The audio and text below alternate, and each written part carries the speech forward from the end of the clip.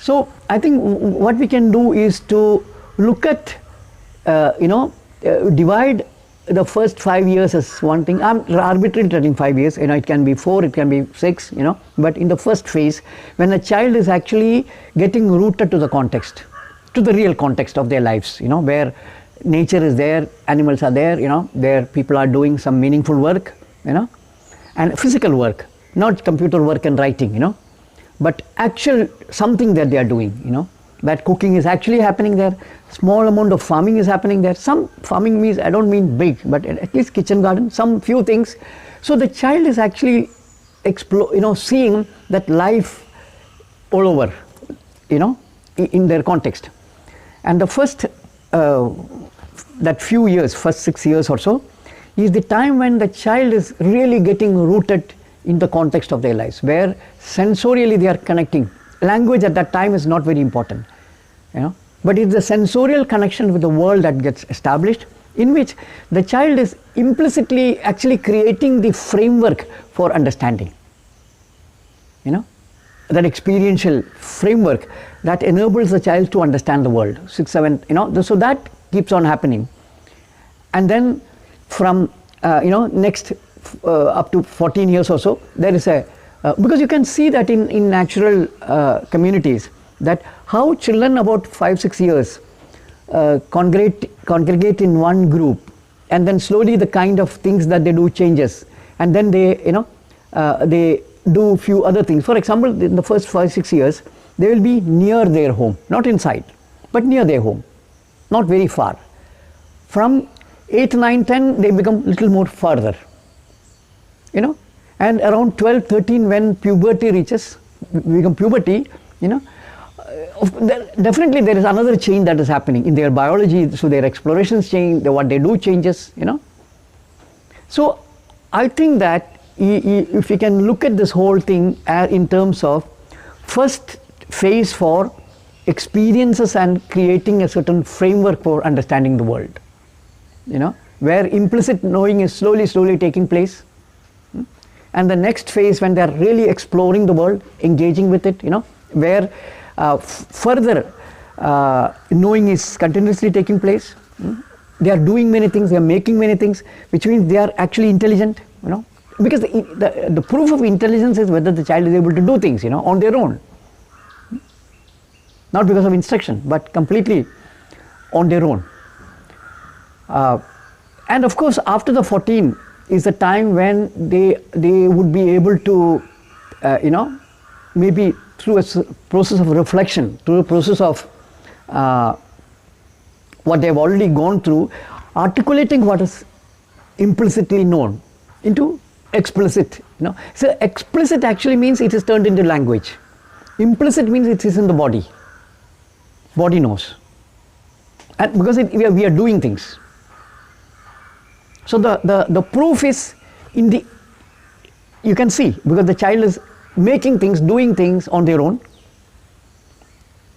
And if there is a situation for reflection as to what is that I have been doing, and how I did that. So that would actually, that's probably one of the steps to begin the process of making things explicit. And of course, the child also needs then communities of adults who are also engaged in such explorations.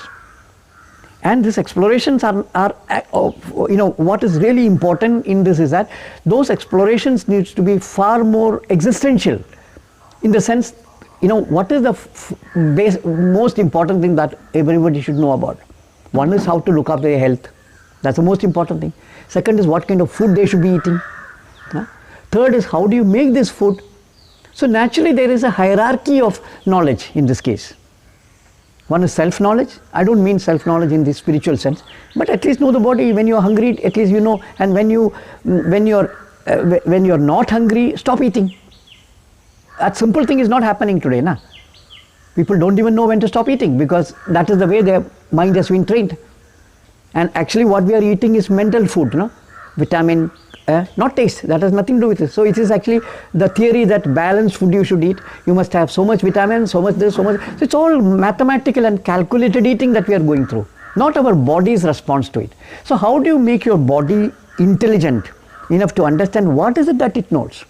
And how do you make your mind sensitive enough to be with the body, understand that what exactly does the body needs? I think this is how all animals are living like this. Na?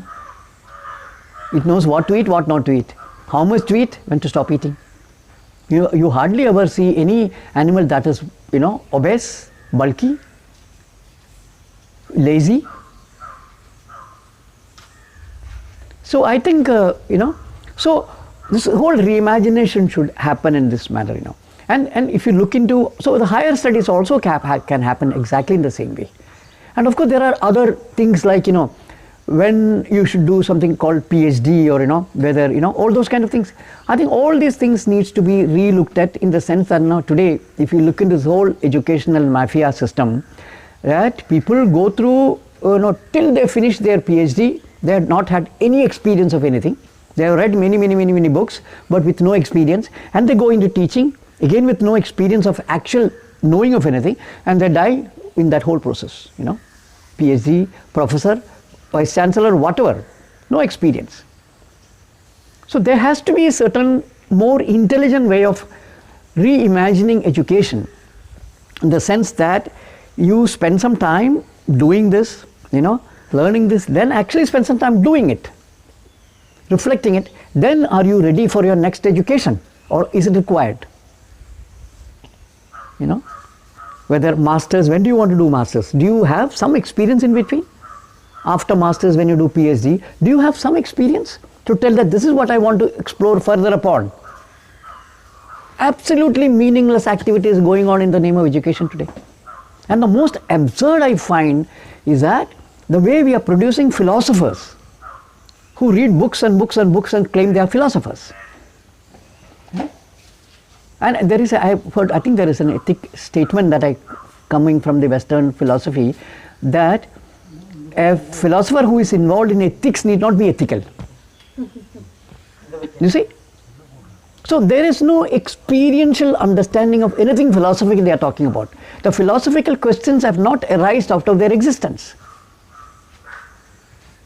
So in fact, the very study of philosophy should start when you are around 50, not before that. I am just giving an approximate date, because now there are a whole lot of activists who think that we should teach philosophy to children. The most absurd idea. You are destroying their true beingness. So they don't really understand what is philosophy. Because these are deeper questions that arise in somebody when they engage in a certain way with life. Certain questions arise in them, not because you read certain books. You actually live, understand what the hell is happening around you. Then deeper questions arise. Then you begin to explore that. You see? So I think this whole, what I'm trying to say is that we should completely reject what is happening as of now. Don't take anything from that. Reimagine everything as if what should be the right way of being. And is knowledge more important than being? That priority should be very clearly understood. Is knowledge for our self-sustenance? By default, not as an afterthought. That after destroying everything that we say that, oh, now we have to save the earth. No. When you create knowledge, first and foremost thing is that, is it sustainable? Is it good for life? Good for life means, is it good for everything that is in existence? Not just human beings, but the plants, the earth, the animals, everything that is around.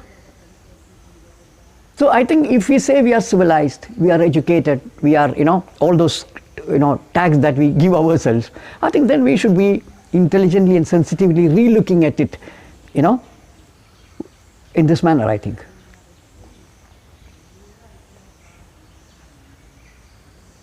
बस हो गया? ये तो ठीक से आ गया ना? हाँ। है ना? हाँ। ये तो मेरे अंदर से आ गया। नेचुरल फ्लो भी आ गया। हाँ।